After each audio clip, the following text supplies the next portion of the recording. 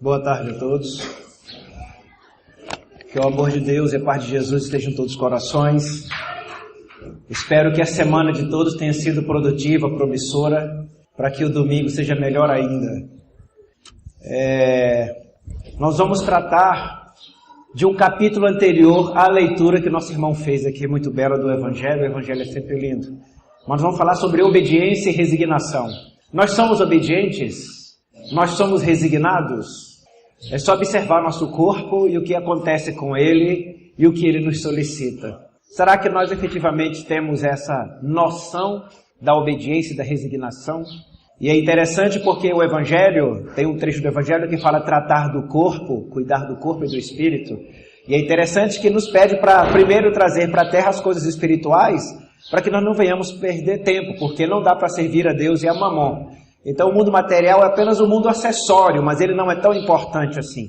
O mais importante é o que nós fazemos para a nossa vida de seres imortais. Mas parece contraditório, mas cuidar do corpo é interessante porque é onde o espírito reside, e o corpo estando bem significa que o espírito também. Porque as nossas doenças são resultantes de nós, enquanto almas, dentro do corpo, com a série de danos que nós carregamos do pretérito. O corpo, como esponja, coitadinho, responde.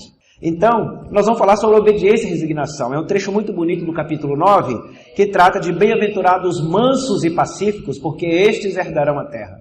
O que é que nós estamos observando no planeta Terra hoje? Recentemente teve uma instituição, está inclusive circulando na internet uma estatística, da quantidade de organismos não governamentais e pessoas que se unem para ajudar o próximo, sem custo ou benefício de nenhuma instituição financeira, nem de governo dos seus países, seja municipal, federal ou estadual. Pessoas que se juntam, se cotizam, procuram os vizinhos, os colegas de trabalho, e são milhares, mas milhares de pessoas na Terra. Eles ficaram assustados porque é algo que não dá notícia na imprensa. Depois eu vou passar para o site, o WhatsApp da Casa Maria de Nazaré. Mas é uma imagem muito bonita dessa corrente do bem, de irmãos que são bem-aventurados, porque são mansos e pacíficos, e acima de tudo, são obedientes e resignados. Apesar das dificuldades que enfrentam, porque tem que trabalhar, cuidar da sua família, responsabilizar-se pelas suas atividades humanas e materiais, mas tem um tempo, inclusive um tempo maior do que para ele, para as pessoas que se encontram necessitadas. Então tem pessoas migrando, viajando de um país para o outro, para ajudar as ONGs que estão recebendo os exilados de guerra, exilados de meio ambiente, pessoas que estão fugindo dos seus países por uma série de circunstâncias. Eles vão, alguns são professores, auxiliam a ensinar o idioma daquele país para aquela pessoa que está chegando, sem custo nenhum. Ele pede um prato de comida e uma cama para dormir. Olha onde nós estamos chegando. Mas ainda assim, há em nós algo que precisa de uma série de análises para compreender isso. Então o capítulo vem dizer que bem-aventurados os mansos, porque eles herdarão a terra. Herdarão a terra de promissão. Aquela terra da bem-aventurança ligada aos seres que se amam desinteressadamente e incondicionalmente. E nesse capítulo, Lázaro, está lá no Evangelho segundo o Espiritismo, capítulo 9, ele vem fazer uma explicação sobre o que é ser obediente e o que é ser resignado. Mas antes de eu entrar nesse aspecto, vou fazer uma narrativa de Humberto de Campos, no texto da Irmão X, num livro chamado Colóquios, Apólogos e Colóquios, de Chico Xavier. Humberto de Campos, o Irmão X, ele fala sobre o manto sagrado. E ele começa a fazer uma narrativa, tratando desse capítulo, inclusive, os mansos herdarão a terra, obediência e resignação. Ele começa a falar de um ser, uma pessoa que estava sempre ao lado do Mestre Jesus. E chegou um tempo que ele falou assim, olha, está muito bom aqui, servindo a ti, mas eu preciso reencarnar para dar uma adiantada no meu processo evolutivo. Jesus disse assim, então vá. E ele reencarnou.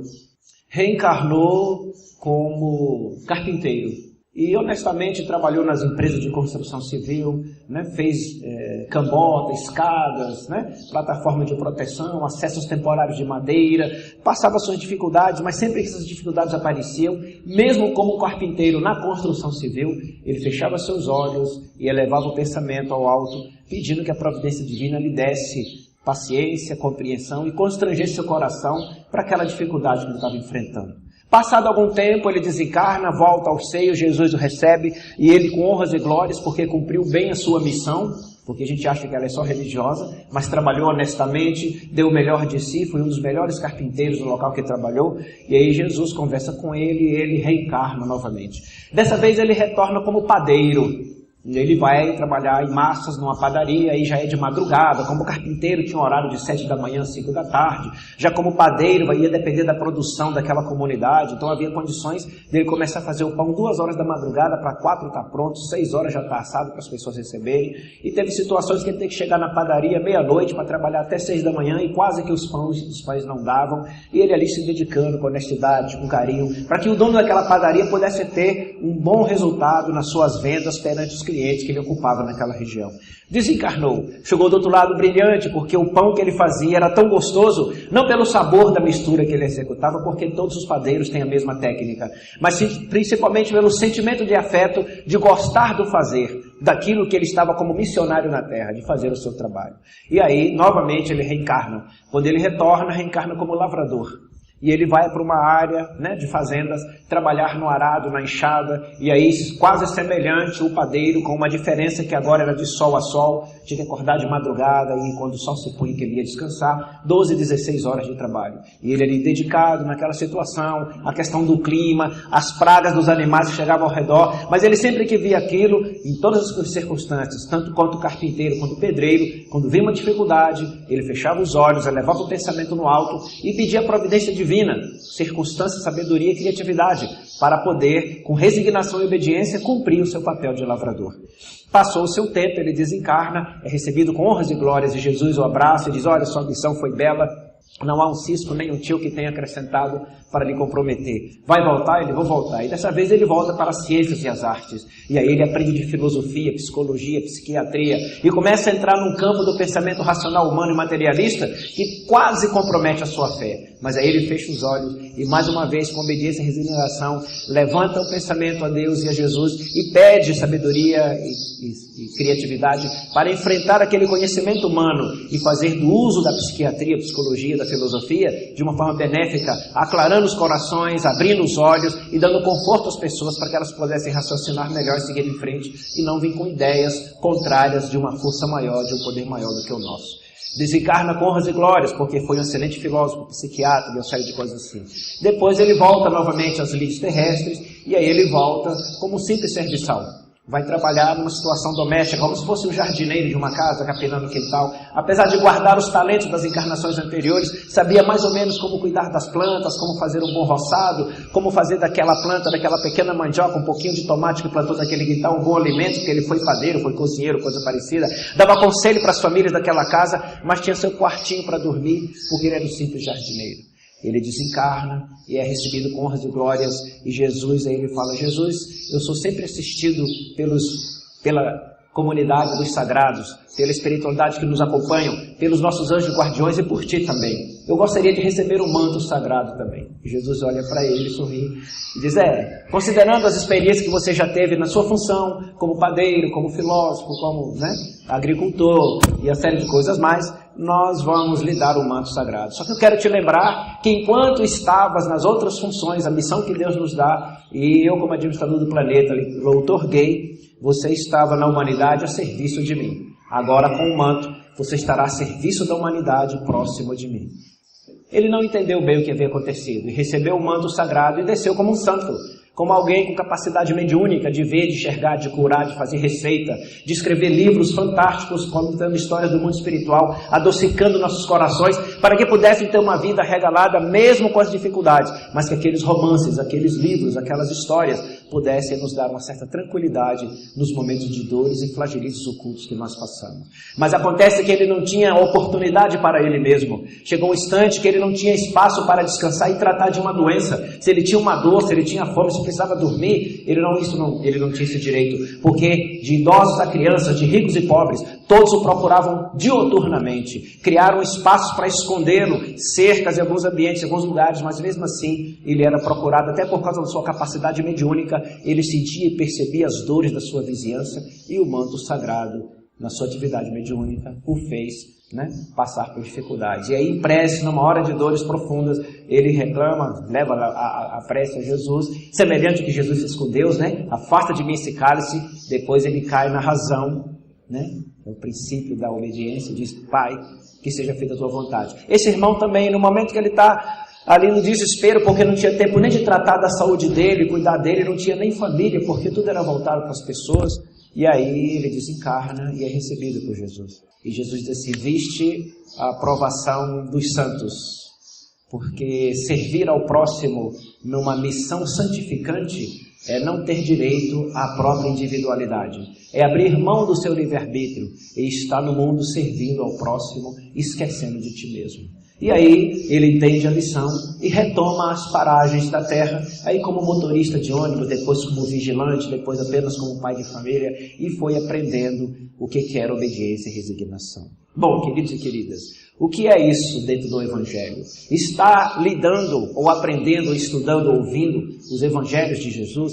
Ele vem nos dizer que nós não podemos descumprir a lei da natureza. Emmanuel, inclusive, numa das obras que ele fala sobre obediência, ele chama atenção para um aspecto importante para todos nós. A natureza nos ensina o princípio da obediência e da resignação. Se olharmos essas plantas, elas obedecem ao local que foi traçado para ela ficar, as suas raízes, de acordo com a espécie de cada planta, alcançam determinada profundidade e a sua fisionomia ou a sua fitopatologia é específica. Ela não assume o papel da outra. Se eu planto rosa, cravo, mandioca, se eu planto uma manga, um abacate e um mamão, cada qual mantém a sua especiação, respeitando os desígnios do Criador. Mas todos convivem no mesmo espaço, com as suas raízes fecundantes e fecundando aquele local, mas transmitindo a vontade plena das energias solares que chegam, daquilo que o solo lhes dá como vitamina e a seiva que a água e outros seres colocam à sua disposição, principalmente quando as folhas caem para adubar as raízes. Elas obedecem, respeitam, ficam vigorosas. Nós, por exemplo, passamos dificuldade enorme no calor. Se olharmos para essas plantas, elas estão vivificantes. Podem até ficar um pouco ressequidas, mas qualquer gota de água, elas retornam de forma intensa a sua alegria de viver. Cumprem a missão. Os pássaros cantam constantemente para nós e para eles não importa se nós gostamos ou não do seu canto, se nos incomoda ou não, se nós conseguimos ouvir ou se somos surdos. Os pássaros não reclamam. Cumprindo o desígnio de Deus, nos acordam pela manhã e nos faz dormir no final da tarde. E periodicamente, considerando as estações de suas vidas, nos trazem novos filhotes para que nós não venhamos perder a sinfonia da natureza. O vento, da mesma coisa, obedecendo os princípios divinos, as forças da natureza, aos momentos de troca térmica, onde o ar quente sobe, o ar frio desce, e nós vamos ter redemoinhos, em alguns lugares vamos ter tufão, outros lugares vamos ter apenas ventos muito fortes, e alguns lugares chegam na atmosfera, desmancham-se as nuvens e granizos chegam na nossa cabeça, respeitando uma lei da natureza. Então, nós precisamos ter em mente que nós estamos no universo para algo muito importante. A natureza da estrutura mais dura, vamos dizer assim, a rocha, vem ensinar para nós o princípio da firmeza. Para esse prédio estar aqui sustentando e aliviando do sol e da chuva, nos protegendo das intempéries, a rocha está dando um exemplo de firmeza, da estrutura fundante que é o seu alicerce, as paredes que nos protegem de alguma coisa, quanto o telhado que nos cobre. É um princípio de obediência e resignação a uma lei natural da física, que está as partículas atômicas da rocha juntas, unidas, para poder dar segurança. Mas vem a planta e nos faz a transformação.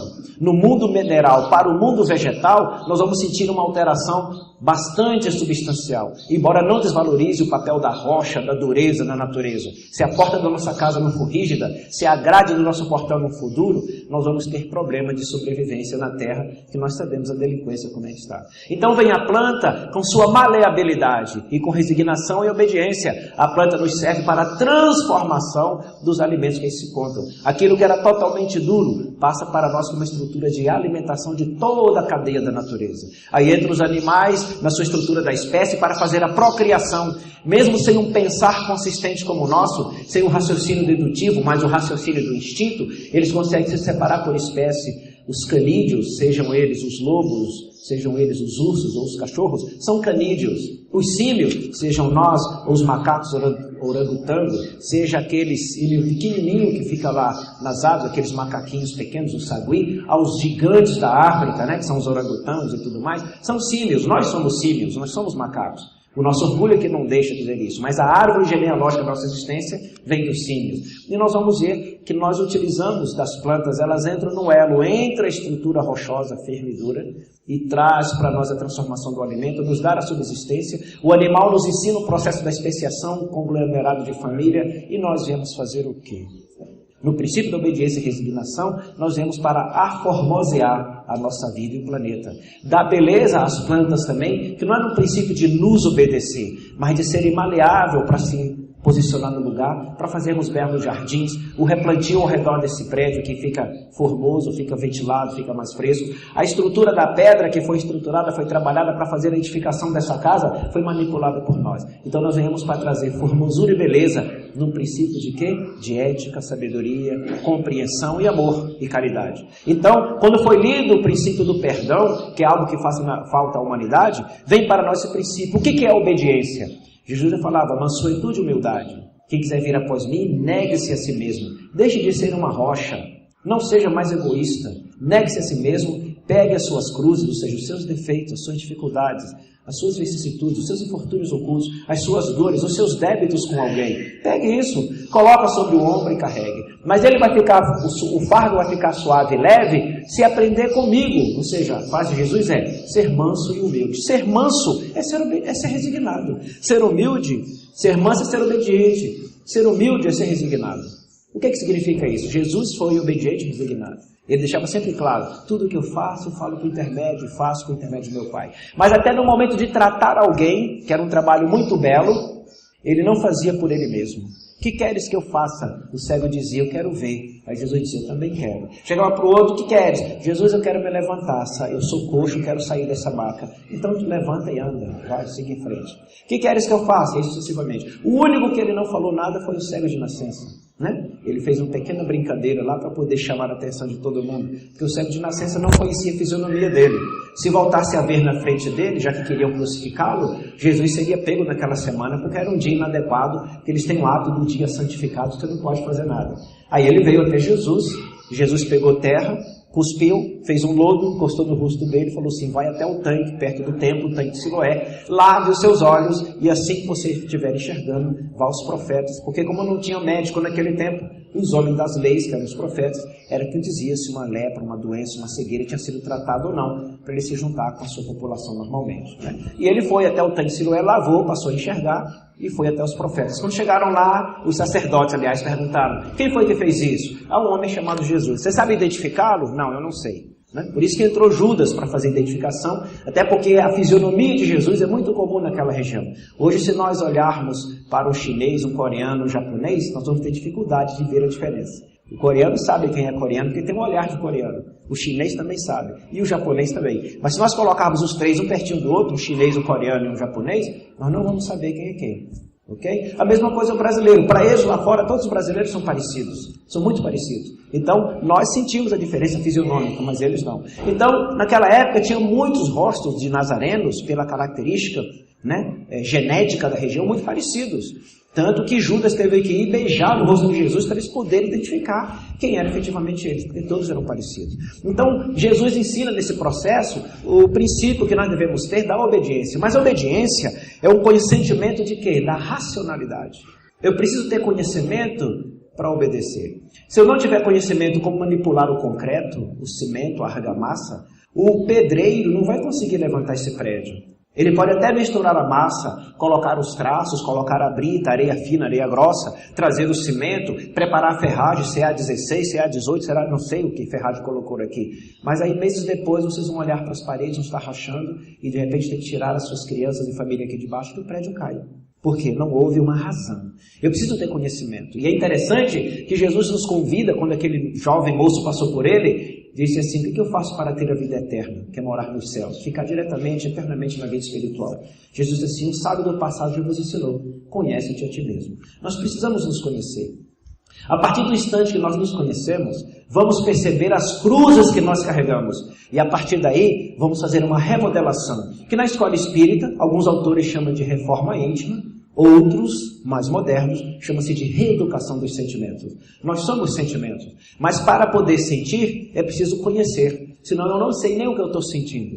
Às vezes chegamos no médico, doutor, eu estou com uma dor, não sei das quantas em tal lugar, e o médico está com dificuldade, mas qual é a área do corpo? Aí ele começa a olhar. Como ele não acredita muito no que está falando, não conseguiu entender, ele pede para fazer radiografia, teleradiografia, tomografia, exame de sangue, de fezes, de urina, para poder ir localizando aquelas circunstâncias. E muitas vezes ele passa o remédio e tem que alterar essa medicação depois. Por quê? Nós não temos o princípio da obediência. Nós nos conhecemos. Dormimos tarde demais, nos alimentamos fora de hora, não respeitamos o ciclo biológico do nosso corpo, exageramos em algumas circunstâncias, às vezes estamos muito cansados, mas insistimos, achando que aquilo é mais importante do que nós mesmos. E o nosso Evangelho deixa bem claro, cuidai do corpo e do espírito. Ou seja, devemos cuidar do nosso corpo porque ele é o santuário, é a igreja em que a alma reside. Agora, para muitos que não têm um sentimento de amor, de perdão, de caridade, é um presídio, é uma cela. Mas vamos deixar essa cela, esse presídio, essa solitária, limpa, asseada, para que carunchos, baratas e mal-estar não venham interferir e que nesse processo de existência contínua possamos chegar na idade avançada, como fez aquele jovem que pediu ao Senhor o manto sagrado depois de várias encarnações e profissões diferenciadas. Nós somos obedientes? Nós temos um conhecimento da família que nós estamos? Respeitamos a dificuldade de cada um ao nosso redor? No local que nós trabalhamos, reconhecemos a família profissional também? E que somos boca de Deus naquele lugar? E com obediência, que é o princípio, o consentimento da razão, saber se postar frente às dificuldades que cada um enfrenta? Ou nós vamos criar mais dificuldades ainda, fazendo alguns, nos comportando melindrosamente, gerando calúnia, ajudando nas fofocas? Quem se conhece começa a perceber que determinadas dificuldades vêm não para atrapalhar, mas simplesmente para nos auxiliar no passo, na qualidade da caminhada. E aí nós vamos tendo criatividade e vamos sair daquela zona de conforto e vamos entrar na zona de confronto. Mas confronto com o próximo, não, conosco mesmo. Muitos hoje que já tinham estudado, já tinham sua profissão, voltaram a estudar novamente. Estão migrando da sua profissão ou fazendo um intercâmbio da sua atividade profissional com uma nova profissão. Teve um rapaz que era administrador e recentemente com a esposa resolveram montar um restaurante. Aí ele parou e disse assim na entrevista, eu deveria ter abrido o restaurante há 25 anos atrás, por que eu abri agora? A repórter não soube dar a resposta, mas a doutrina espírita nos diz, a planta só germina no momento que ela está certa, que ela está ok, que ela está madura. A mesma coisa aconteceu no caso do manto sagrado. O rapaz estava querendo se tornar um médium fabuloso, com capacidade de cura e ajudar todo mundo, mas ele se esqueceu que tinha que negar a si mesmo para poder seguir os passos de Jesus. Não podia dormir, não podia descansar, não podia ficar triste, tinha que atender a todos o tempo inteiro, porque ele tinha tamanhos dons de tratamento que todos procuravam constantemente. Então, eu preciso ter uma razão para que eu possa ser obediente. Qual é a razão? A razão da vida. Eu preciso ter uma razão para obedecer a Deus, o Evangelho e os desígnios que a Casa Maria de Nazaré nos ensinam, como nos comportar durante a semana, cada vez que nós ouvimos o irmão ler tão bem aqui o Evangelho para nós, que são recados de Jesus como manual de conduta, ou costumo dizer, óleo de unção. É aquilo que nos dá alívio na alma quando a gente escuta alguém ler o Evangelho e fazer uma pequena explicação para nós. Ou quando na nossa casa abrimos o Evangelho, lemos 3, 4, 5 linhas e conversamos com nossos familiares que cada um entendeu. Nós vamos ver uma beleza enorme, superior àquilo que se encontra, que cada um vai dizer o seu entendimento, a sua sensação. Né? Vai ter aqueles que vai apontar para o outro. Não, esse texto aí é para você. Esse não tem ainda a chamada obediência. Acha que tudo que ele escuta era outro que tinha que ouvir. Não, o que nós escutamos é para nós mesmos. Então daí a resignação nada mais é do que a gente ter um cuidado enorme de saber enfrentar essa dificuldade. Mas é preciso ter um conhecimento primeiro, que é obedecer onde eu estou. Eu tenho esta família, eu vou obedecer a Deus e cuidar desta família. Eu tenho este emprego, eu vou obedecer a Deus e vou dar o melhor de mim neste emprego. Eu vou fazer deste emprego o meu sacro ofício. Se sacrificar é santificar aquele espaço. É fazer uma prece antes de chegar lá, continuar em prece enquanto trabalha naquele local e ao terminar, agradecer a Deus e a divindade e a espiritualidade por ter nos dado sabedoria, inteligência e saúde para ter aquele trabalho. Em alguns momentos nós esquecemos disso e deixamos de ser obedientes, começamos a reclamar do salário, reclamamos do ônibus, reclamamos do horário, do companheiro de trabalho que não trabalha conforme nós. Ele não tem que trabalhar conforme a gente. Às vezes nós falamos, ele é nosso cego, está fazendo coisa errada, né? Tem até uma brincadeira que costuma dizer, fulano de tal quando não está voando está fazendo cera, ele é o capitão abelha, não tem gente que diz assim? Mas Quem está lá no trabalho com a experiência dele é ele. A nossa experiência é a nossa. Nós temos um ensinamento profundo que é muito dolorido no dia a dia, né? Principalmente nessas épocas, que nós não podemos julgar ninguém, nós somos proibidos de julgar alguém. Então, se nós estamos ali para executar uma tarefa, façamos como esse que pediu o manto sagrado a Jesus, achando que já dava conta, só porque já tinha feito várias profissões. E na resignação nós temos o consentimento do coração. O resignado, ele é humilde, mas não é aquele humilde que se deixa pisar, é aquele humilde que tem uma atitude positiva. Quando Pilatos perguntou para Jesus, o que é a verdade? Jesus fitou ele serenamente e percebeu que se Jesus fosse explicar para ele que era verdade, Pilatos não iria entender. Nós não entendemos a verdade ainda. Nós ficamos atirando para todos os lados. Tem dias que estamos ansiosos, preocupados, aflitos. Sai uma notícia lá no jornal, nós já achamos que o mundo vai acabar. Deu um tsunami não sei aonde, já achamos que vai chegar aqui. Tá o Estado Islâmico lá trucidando alguns cristãos em outro país, nós já ficamos imaginando ele aqui dentro. Isso é falta de resignação, com sentimentos do coração. O coração, ele é cordato, ele é calmo, ele é tranquilo, ele é sempre equilibrado. Então observa, uma coisa é o conhecimento, outra coisa é o sentimento. Nesses dois momentos, nós vamos aí vivenciar a nossa realidade. Que Emmanuel, traduzido para outra forma, diz que são as asinhas que nós adquirimos, a asa da direita, a asa da esquerda, para a gente alcançar a angelitude, que começa dentro do nosso lar. Então, queridos, é preciso entender que nós vivemos num momento, por exemplo, em que a razão ela é muito intensa. A tecnologia, o sistema de comunicação, os celulares, os computadores. Antigamente, os grandes conglomerados de comunicação detinham o poder da comunicação, não é isso? Hoje, dentro da nossa casa, com uma câmera e um microfone, nós podemos acessar a internet e dar notícias para o mundo inteiro sem trabalhar nos grandes conglomerados. Às vezes as grandes emissoras de televisão lançam uma notícia não tão verdadeira e pessoas simples abrem um livro, pegam aquela notícia e estão dando explicações na rede contrária ao que a grande rede, que gastou milhões, paga salário de repórter, aquela pessoa sempre está dando recado. Muita gente não entende que Jesus disse assim, no meu retorno todos os olhos me verão, todos os ouvidos me ouvirão. Muita gente não sabia o que era isso. Como é que pode, se a Terra é redonda, se Jesus apareceu no Japão, como é que nós vamos vê-lo aqui, né, no Brasil, se o Japão está do outro lado? Está aí a rede da informática, a tecnologia da informação, nos dando, né, dados diretos. O tsunami que teve no Japão, que teve na Ásia, nós assistimos em tempo real. Tem alguém com tiroteio num país, o país está a 4.000 quilômetros de distância da gente. Nós assistimos em tempo real. Tem um prédio pegando fogo lá na Rússia, nós estamos assistindo em tempo real. Assim também, né, quando a nossa fala, o nosso procedimento no sistema de comunicação poderá chegar imediatamente em vários lugares do mundo em tempo real. Jesus, utilizando-se do Evangelho e dos seus pares, porque ele pediu para que os seus seguidores evangelizassem a toda a criatura, tem se utilizado desse mecanismo para trazer a pacificação na Terra. Então estamos passando por um momento em que a razão está sobreposta à chamada resignação. No princípio da obediência, eu tenho algo que é chamado mansuetude. Eu simplesmente obedeço. Mas acontece que nós subimos no trono e esquecemos que alguém nos deu inteligência, nos deu a vida, para que nós pudéssemos replicar todo o saber que vem dele. Nada é nosso originalmente, nós apenas copiamos. E aí, no processo da razão, nos avoramos detentores do poder. Eu consegui fazer uma cirurgia, eu consegui fazer uma boa palestra, eu consegui, né, fazer uma boa orientação, eu consegui fazer um excelente bolo, um excelente almoço, eu consegui educar bem meu filho.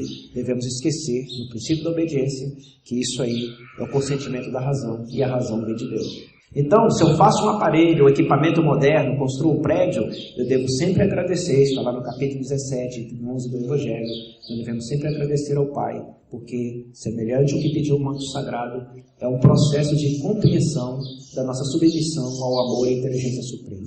Agora, quando chegamos na resignação, tudo o que acontece ao nosso redor, vamos ter uma pacificação íntima interna. Pode estar o mundo desmoronando, mas como nós sabemos que somos imortais, nós vamos ter tranquilidade para enfrentar aquela dificuldade, seja na família, na casa, no trabalho, em nosso país, de forma tranquila, de forma consciente. Então, nesse íntimo, o nosso coração vai estar leve. Aí o que se diz? É a moralidade. O nosso país está passando por esse problema. Temos uma grande produção agrícola. É o país com maior produção de grãos e alimentos no mundo atualmente. Não tem ninguém que sobrepõe o Brasil, nem a África, nem os Estados Unidos, com toda a sua tecnologia. A nossa agricultura é a mais poderosa de todas. E aliás, é profeticamente marcado, está lá na Bíblia, no livro de Apocalipse, a nação do sul alimentará a terra.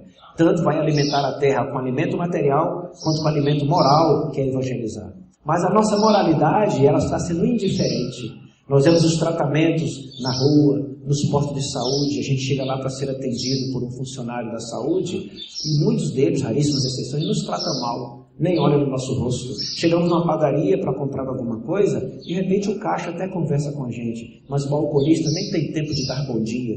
Então esse princípio da moralidade não é questão moralista, mas de olhar para o próximo como a nós mesmos, ter uma troca de olhar de fraternidade, de ternura, é a mansuetude, é a humildade que Jesus nos chamar.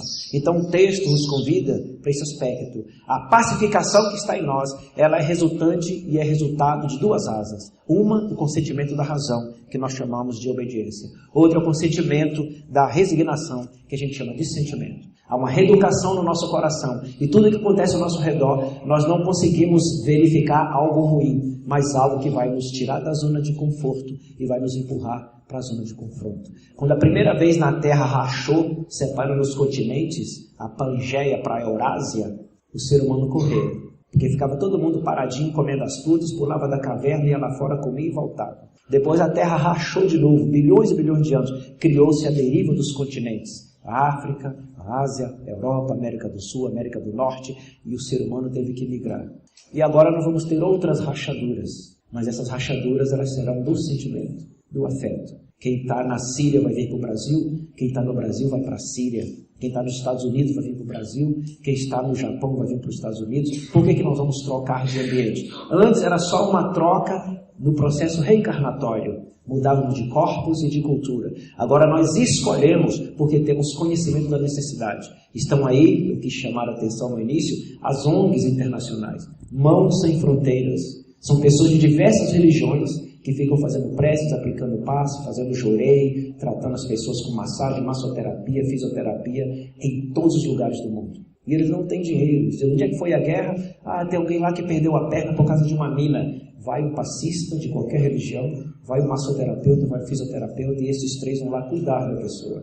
O outro vai só fazer prece. Chama Mãos Sem Fronteira, fundado na Espanha há mais de 10 anos. Temos os médicos sem fronteira. Temos agora os advogados sem fronteiras, os mais novos. Temos os professores sem fronteiras. Tenho 3 amigos que estão lá na Guiné-Bissau, estão na Etiópia, estão no Haiti, alfabetizando, sem ganhar nada, é só um prato de comida e uma cama para dormir. Que criaturas são essas? São os mansos e pacíficos, porque somente eles herdarão a terra. Esses irmãos alcançaram um adiantamento. Não tem a ver com a religião, tem a ver com a ligação com Deus, porque religião é amor. Jesus ensinaram o amor, amar a Deus sobre todas as coisas e o próximo a ti mesmo. Não criou bandeira religiosa. Nesse momento a gente se encontra com os irmãos sem fronteiras, mestres sem fronteiras, advogados sem fronteiras, professores sem fronteiras, pessoas de religiões distintas e muitos deles agnósticos ateus, não acreditam em nada, mas trabalham em benefício do próximo. Não há nada mais belo, diz Jesus no Evangelho, do que dar a vida em benefício de um irmão. Então, queridos, quando nós alcançamos a humildade, nós somos especificamente resignados. Quando nós alcançamos a mansuetude, nós somos obedientes. Carregamos a nossa dificuldade, mas verificamos a dor do próximo e vamos de encontro a ele para sermos os herdeiros da terra. Porque somente quem tem mansuetude e é pacífico vai assumir o planeta. E aí sim, Jesus vai estar presente, não de forma física, mas na ação daqueles que são seus discípulos, que aprenderam com seu Evangelho como pensar, como sentir e como agir. Por isso que eu comentei das ONGs no mundo, superiores, inclusive, às estruturas que a ONU, a Organização das Nações Unidas, desenvolve nos países. Seres humanos resignados e mansos, humildes e fraternos, amorosos e ternos, olhando nos olhos do próximo e fazendo ao outro aquilo que queiras que faça contigo. Nada mais é do que a lição do bom samaritano, em que ia para o seu trabalho, mas resolveu parar e ajudar alguém que estava ferido. É a mesma coisa do Cirineu, que ia dar banho na sua filha deficiente, mas olhou e viu Jesus caído, sangrando, cheio de terra, levando chicotada. E ele, ao olhar, o centurião disse assim: então vai você e carrega aquela cruz. E ele pegou, olhou para Jesus e falou: vamos depressa, porque eu tenho que dar banho na minha filha.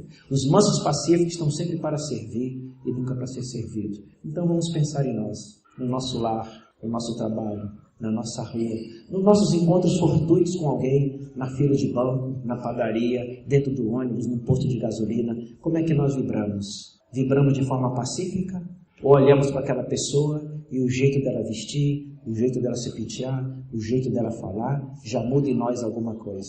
Se é o próximo, se é um ser humano, nós não vamos olhar para o aspecto exterior. Como é um ser humano, os pacíficos têm o hábito de olhar nos olhos.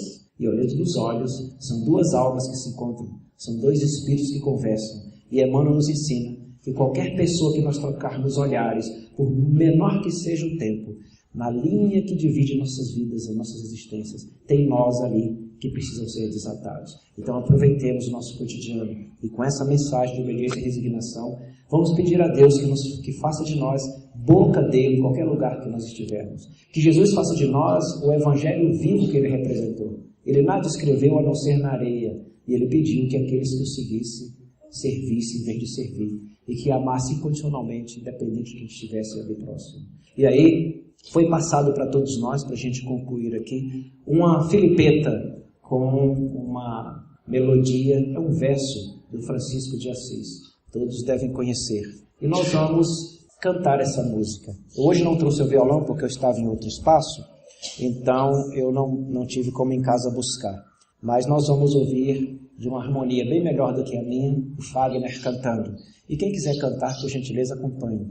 Mas eu gostaria que não só cantasse, mas que nós transformássemos numa prece de nossa vida. Aí eu vou dar uma orientação também. Aprenda essa música para murmurar.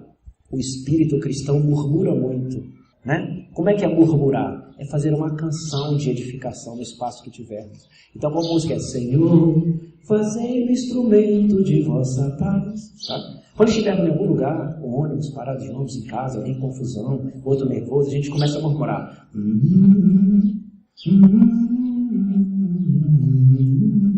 Nós vamos ver tudo mudar ao redor. Isso é real. Então nós vamos cantar. Se alguém quiser falar as letras, vai lendo e falando, mas mergulha, sinta-se dentro dessa letra. E aquele que não quiser falar, simplesmente murmure, mas que nós, enquanto espírito, alma encarnada, possamos sentir a mensagem que o pequeno de Assis, Francisco de Assis, nos deixou em verso para a gente poder seguir em frente. Belíssima prece, né? Então façamos isso. Daqui para frente vamos murmurar.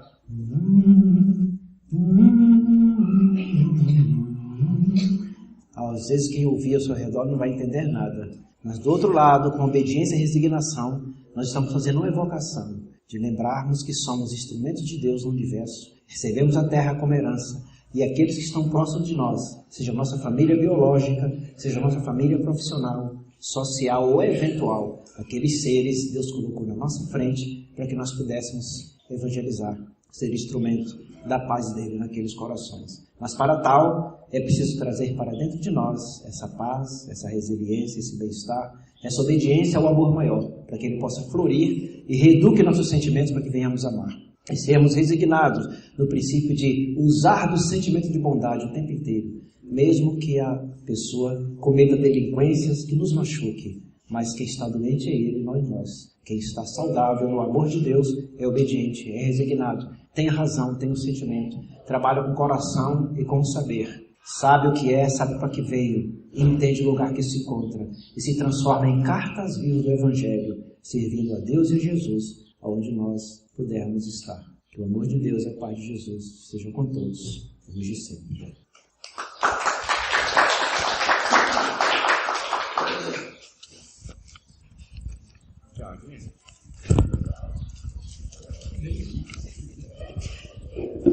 Eu queria te pedir um favor. Você pode analisar, me passar depois pelo zap, para casa Maria de Nazaré, e sábado que vem eu trago parecer sua elucidação. É um parágrafo desse obediência e resignação que mastigou a minha orelha. Uma pulga que ficou comendo minha orelha aqui e eu não consegui entender. Lá no finalzinho dele: obedeceis à grande lei do progresso, que é a palavra da vossa geração. Infeliz do espírito preguiçoso, daquele que fecha o seu entendimento. Infeliz porque nós, que somos os guias da humanidade em marcha, o chicotearemos e forçaremos a sua vontade rebelde, com duplo esforço do freio e da espora. Toda resistência orgulhosa deverá ceder, cedo ou tarde. Mas bem-aventurados que são mansos, porque darão ouvidos dóceis aos ensinamentos. Posso ir aí? A pergunta que eu vos faço... Posso ir aí? Pode fazer Sim? a pergunta. Pode fazer Você já tem a resposta? Não, pode fazer a pergunta. A resposta é essa. Quem seria esse? E os guias da humanidade, olha aqui, ó. Nós que somos os guias, ou chicotearemos e forçaremos a sua vontade rebelde. Por favor. Vamos olhar esse texto da melodia de Francisco de Assis. Tem alguma coisa aí que nos incomoda? Vamos ser sinceros, para aproveitar, né, esse momento. Tem algo que é espinhoso para nós? Ou nós conseguimos ser esse instrumento da paz onde nós estamos? Tem momento que nós ficamos irritados com alguém? Tem momentos que ficamos melindrados com alguém? Essa é a espora e esse é o chicote. Ele diz assim, coloca alguém na nossa frente para tirar a máscara do personagem e nos dizer o que nós temos ainda. Quem se conhece, quem é resignado e obediente, antes de dormir, meu Deus, o que eu fiz hoje? Me irritei, fiquei melindrado, falei mal de fulano. É isso que nos atinge a consciência. Efetivamente, os irmãos não vão nos chicotear nem esporar como espora o cavalo, mas vão nos dar lição que toca o nosso coração. Né? Veio Jesus com uma lição muito profunda. O que ele diz assim? Não julgueis para não ser julgados, porque com a mesma medida que julgados, você será julgado também. Isso é uma chicotada, não é? Mas teve outro momento, o jovem se aproximou dele e disse assim, homem bom, Jesus, hein? O que eu faço para te seguir? Aí ele, antes de responder, olhou para o jovem e disse assim, quem te disse que eu sou bom? E nós às vezes usamos máscaras, né? Que são pessoas boas e do bem. Isso é uma chicotada, é uma esporada. Então, a espiritualidade, por intermédio dos grandes ensinamentos, dos luminares encarnados e desencarnados, vem nos passar mensagens constantemente. Né? Chico Xavier nos deu lições e esporas constantes. Cada hora do Chico a gente para o coração. Eu mesmo em alguns momentos fico sangrando, porque eu não consigo ser um décimo daquilo que ele está ensinando com as lições de André Luiz, de Emmanuel. Agora, o Divaldo Pereira Franco, com os textos de Joana de Anjos, de Filomeno de Miranda, né, de Bezerra de Menezes, tem horas que nos dói bastante. Não é isso? Então a espora e o chicote é aquele momento assim, mas eu não dou conta. Não é assim? Tem hora que a gente diz, eu não dou conta dessa família, eu não dou conta desse local. Está sendo o esporão nos chamando a atenção. Não dá conta sim. Saia, negue-se a si mesmo, seja mais humilde, eleve o pensamento, a prece, e o anjo guardião, os espíritos protetores ao encontro e alivia aquela esporada, que não são eles que dão, mas eles simplesmente retiram a máscara da nossa falsidade e faz doer em nós aquilo que nós não alcançamos ainda. Todos nós nos conhecemos. Nós sabemos que somos nervosinhos, nós sabemos que de vez em quando estamos falando mal de alguém, nós de vez em quando estamos levantando falso testemunho sem ter noção do que a pessoa está fazendo. Falamos mal dos irmãos que estão aí com a tornozeleira eletrônica, nós não sabemos o propósito deles na Terra. Nós não estamos para falar mal deles, nós estamos para orar por eles para que isso não se repita. Então, são esporas, são chicotes que vêm constantemente sobre nós. Então, assim, independente da escola religiosa, a gente chama de entidade, os guias da humanidade, vão sempre passar mensagem. Vai chegar a mensagem de Maria de Nazaré e suas irmãs na Igreja Católica. Chegou há muito tempo e chega constantemente. Você vai lá para o pessoal do budismo, chega a mensagem lá dos budistas para eles. Você vai lá no grupo da gnose, os canalizadores, são chamados de médium, lá são canalizadores, chega uma mensagem de seres do outro plano, orientando como se deve se portar. Não é isso? Então, precisamos ficar atentos, porque há algo sempre que nos choca muito. Nossa, eu ainda tenho isso. Não, e outras vezes os irmãos utilizam nossa parentela, inspiram, para dizer assim, é isso que você está aprendendo lá na Casa Maria de Nazaré? É uma esporada. E aí a gente tem que fechar os olhos e dizer assim, obrigado meu irmão, me recordar o que sou e quem sou e o que eu devo fazer para seguir com obediência e resignação. Então nós temos sim o tempo inteiro os guardiões nos mandando mensagem, mas antes deles, porque nós não escutamos nem quando vamos dormir, nem quando acordamos, nem nada, tem os livros que nós lemos, tem os filmes que assistimos, tem as mensagens que são gravadas de palestrantes, que a gente respira fundo e diz, nossa, isso me tocou. Essa é a espora, essa é a chicotada que nós recebemos. Ela não dói, mas incomoda bastante. E tem horas que a gente diz assim, por que eu não vou com a cara de fulano? Opa, isso é outra chicotada. Não é para não ir com a cara de fulano. Nós estamos no mundo para amar e não para ser amado. Nós estamos no mundo para tratar bem, não para ser bem tratado. Isso que nos incomoda, porque o egoísmo, o orgulho, a soberba ainda habita em nós. Agora, quando a humildade e a mansuetude virem em conta, até a palavra que parece dura, mas nada mais é do que eles são guias da humanidade. O guia não maltrata. Não sei se alguém já foi para camping, já fez ecostismo, já fez trek, andou na mata, você procurou o endereço. Hoje tem, né, as páginas que informam aí, o Google Mapa é um guia. Ele maltrata você? Não, mas você tem que ter conhecimento para ver o desenho, saber o endereço, para localizar a rua que vai entrar. Você vai contratar um guia para visitar a selva, você tem que conhecer a empresa dele, contratar uma empresa de turismo, calçar uma bota adequada, ter repelente no corpo, para andar naquela mata na distância do molde que ele ensinou. Então os guias, a gente pensa que maltrata, mas ele deixa bem claro, nós vamos de vez em quando usar a espora e o chicote. É um momento que a dor íntima é muito grande. Nós reconhecemos que estamos parados numa lição que já deveríamos ter vivenciado há muito tempo. Ok? E aí, nesse sentido, eles utilizam diversas formas. Podem ser os livros, pode ser um filme, pode ser uma palestra, pode ser um sonho, a gente acorda com uma determinada informação, ou um parente nosso, um colega de trabalho vem e dá aquela bordoada no coração. Por que eu fiquei irritado ainda? Aí, se nós pararmos em prece, o guia vai dizer, esse é o seu chicote, essa é a espora que você deve se retirar, para não sofrer mais, não se meligrar, não se entristecer, não ficar nervoso, não gritar com ninguém, e sim ser manso e pacífico e humilde de coração.